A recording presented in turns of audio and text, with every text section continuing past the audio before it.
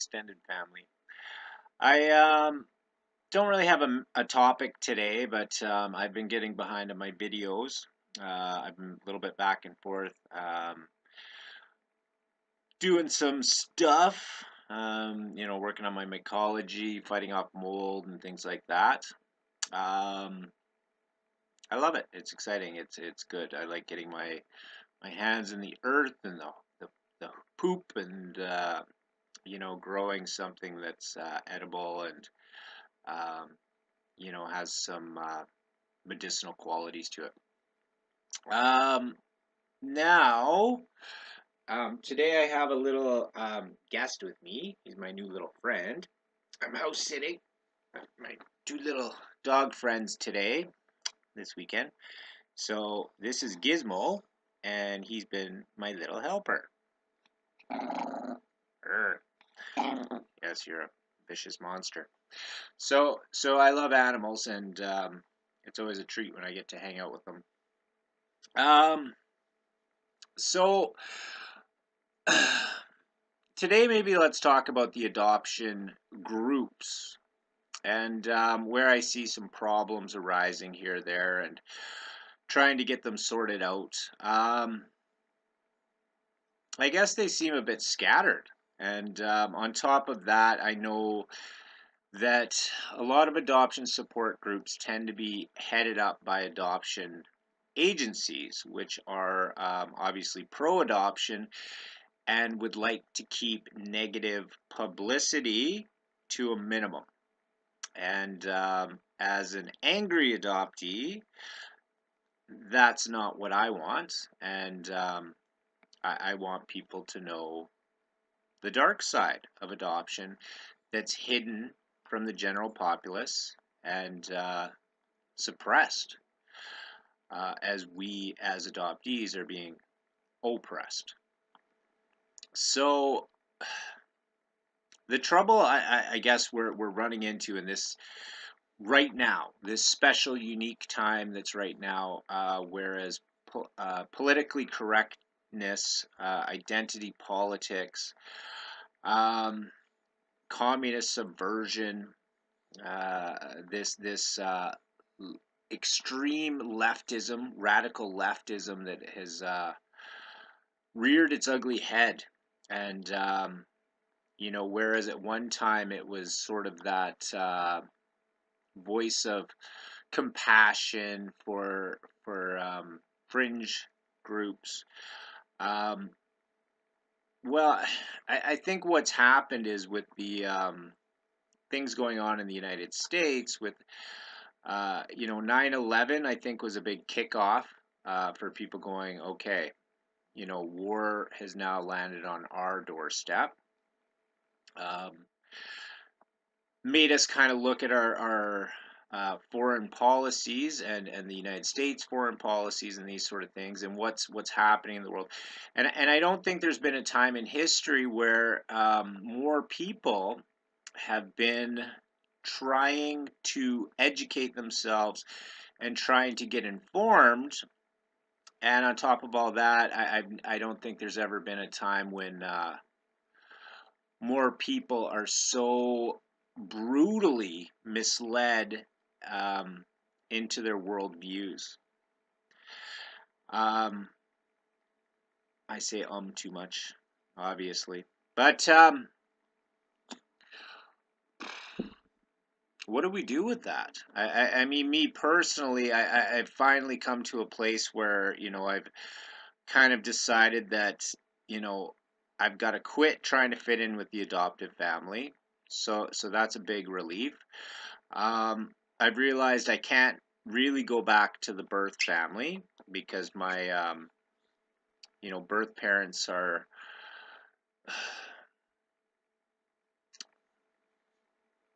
not able to understand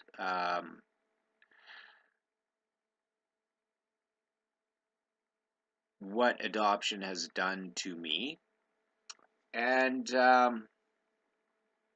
I want to reconnect with my roots, my culture, my heritage, all these things.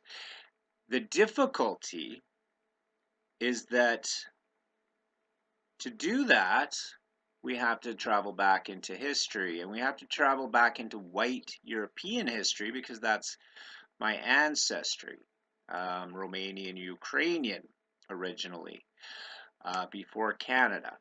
So right now in Victoria, BC, Canada, they just ripped down a statue of the first Prime Minister, John A. Macdonald. Now, given I'm not Scottish, and I just actually downloaded a thing that was talking about Ukrainians being put in internment camps back in World War One that I need to look at because I was unaware of that.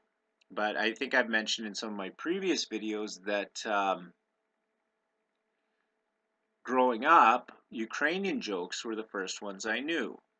Now, when we were young, when I was young, I'm 43 now, um, ethnic jokes were funny. And you told them all a lot of the time. But the thing about my ethnic jokes was I was telling jokes about myself before I knew what a Ukrainian was. Um, and I was one. I didn't really know what that meant or what that was. And I still don't know what it means to be a Ukrainian or a Romanian. I don't know anything about my culture, my heritage, my language, any of those things because they were taken away. So, this time in history makes it extremely difficult for my time in my life where I'm at in trying to discover who I was before I was taken and made to be someone I'm not. Because that's what happens with adoption. You're taken and made to be to pretend to be someone else. So I mean I'm pretending I'm part of a family that's Scottish Irish. That's not where I come from. And it just wasn't really fair to do that. And even our own prime minister, in handing out $750 million to the natives that were adopted into the program of trying to, you know, what is it? Indoctrinate natives into Western culture, Western slavery. I don't know what you want to call it. Um, anyways, it's frustrating to say the least. I started reading Catcher in the Rye, which was sent to me by one of my viewers. Thank you very much. Much appreciated.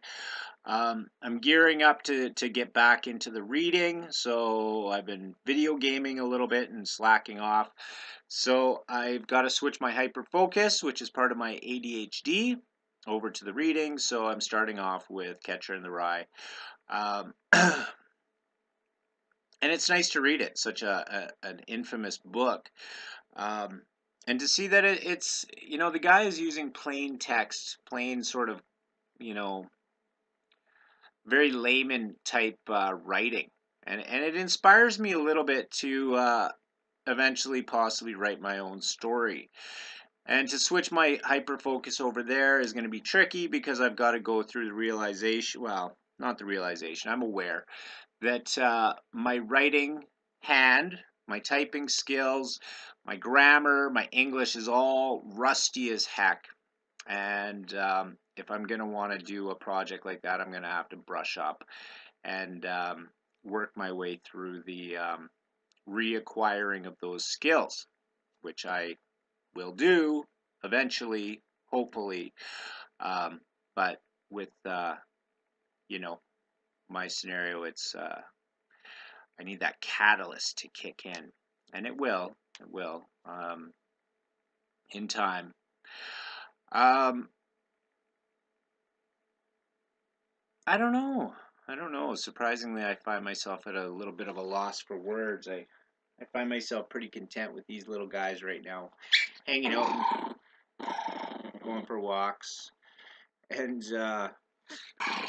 working on my little Smurf villages, and talking to you folks. But I want to apologize that I've gotten a little bit off schedule. And I'm going to try to put out some more videos. But again, I like to have you guys feed me the topics because I run out of things to talk about. And unfortunately, I find that I sometimes feel like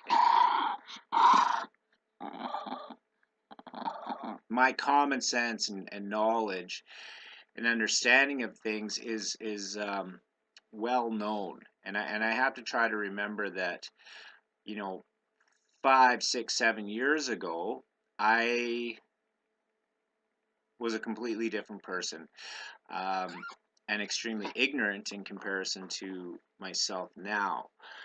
Ooh, ooh, oh, ooh, oh. Okay. All right, you go play. Okay, okay. And what exactly led to that? Well, there was a lot of contributing factors. Uh, I guess the first sort of start to my path down this long road of critical thinking and looking at the world differently was when I started on the banking system and trying to understand how that worked, in trying to understand usury from a religious standpoint and how it was removed from, our how it was removed from Christian theology, whereas it used to be a sin to be involved in usury because it's a form of slavery, right? It is. It is. It's a way to enslave others via interest rates, and I mean it's just a factual scenario that leads to the enslavement of people. And what's the solution to that? Well, get rid of usury. Uh, Christianity, I've been starting to question a little bit. The other major players in the world today, Judaism and Islam, both have concessions built into their religion, whereas their religion comes before their responsibility to apply their morals and tenets to other religions. I don't know if that really made sense, um, but basically what it is that, so say for example back in the olden times, it was a sin to charge interest. For Christians, it was a sin to charge interest, period. Uh, for Judaism, it was a sin to charge interest to other Jews, but you could charge interest to other people, no problem. And that's sort of where the money changers came into play. And those are the guys that got shooed out of the temple by Jesus, if you recall, and for good reason, because they're engaged in a malevolent practice. So that was the start.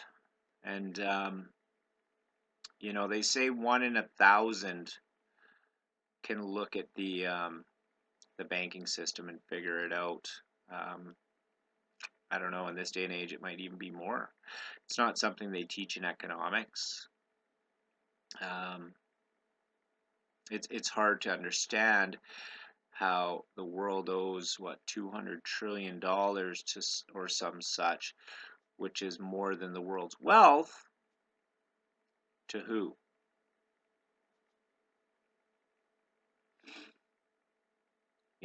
And if we are enslaved, indentured servitude, we owe all this money, why don't we simply switch? Well, I think that then translates into the fact that there's numerous different kinds of money, right? So, I mean, there was the gold, that was money for a long time, but that's all owned up by the Rothschilds, I believe. There's a tiny amount that floats around the world, but I mean, the Rothschilds have what, 500 trillion or something like that sitting in their vaults. So, I mean, even if we go away from the American dollar, or the fiat currencies, well, now we go into gold. Well, someone owns all that. And then, onward and onward. You've got the monopoly on diamonds. Everything's just a sham, really. And it's all easily, you can get around it easily via letting go of materialism. Well, I wouldn't say easily, but it's doable. Back to some kind of barter system, somewhat. Things have gotten out of control, but yeah, yeah. I'm a bit deflated on the whole adoption topic. I listen to people back and forth, and I don't know how do we organize ourselves with so many different factions and so many different opinions. Um, Obviously, we require some sort of leadership to get behind, and if there is something out there, I mean, let me know. But I personally feel that after all that adoptees have been through, we deserve our own international organization, and I guess I'm going to have to do some studying as to what that looks like, and how it's possible to create some sort of sovereign state for the adoptee to flee to after their adoptions don't work out, after their reunions don't work out, after their connection to an adoptive family doesn't work out, or the bonding doesn't take place with the adoptive mother, um, so that we can take care of our own. Because it's becoming blatantly obvious that unless you are adopted, you will not be able to understand it. And those that do are very, very rare, very few, and far between. And I think until we become united as a group with a loud mouth, like me, um, I don't see any reforms happening, and I don't see any help coming down the line, because when you do go to try and get some mental health help or spiritual help when it comes to adoption, it just doesn't seem like the system wants to admit there's a problem, because to do so would shut off a huge source of control and income.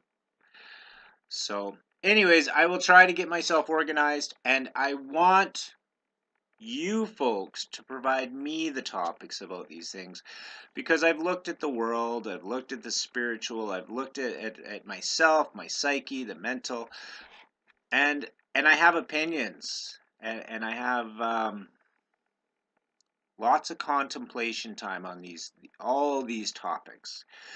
I simply don't know what you folks want to hear about. So you tell me, and I will, as soon as I see the topic, I will make a video about it. I promise. Kind of, sort of.